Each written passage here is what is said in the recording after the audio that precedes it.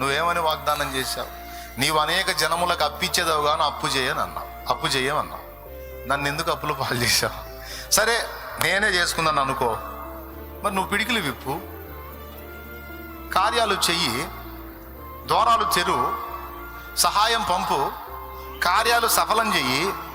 నీ బిడ్డగా నేను దరిద్ర కొట్టు స్థితిలో ఉంటావు, నీ చిత్తమా? అనేకులకు ఇచ్చేదవన్నావే, నాకు ఆశ ఉండదా?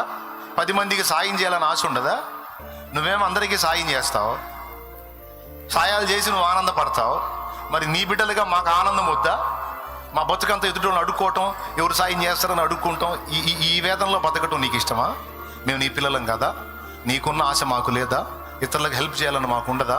మరి ఆ విధంగా మా పిడికిళ్ళు ఎందుకు నింపవయ్యా నువ్వు? అడుగును తగాదేసుకో. నీకు విరోధంగా రూపింపబడిన ఏ ఆయుధము వర్ధిల్లదన్నావే, మరి ఎందుకయ్యా వాళ్ళని వర్ధిల్లనిస్తున్నా? వాగ్దానం చేశావుగా, ప్రామిస్ చేశావుగా, మాట ఇచ్చావుగా. ఇలా సమస్త విషయాలు వాక్య పరిధిలో, వాగ్దాన పరిధిలో నీవు అడగవచ్చు. అడిగినవన్నీ దేవుని సన్నిధిని వినబడినవని రూఢిగా నమ్మవచ్చు, విశ్వసించవచ్చు. ఈ 2 జరిగిన ఎడల నిశ్చయముగా నీవు పొందుతావు.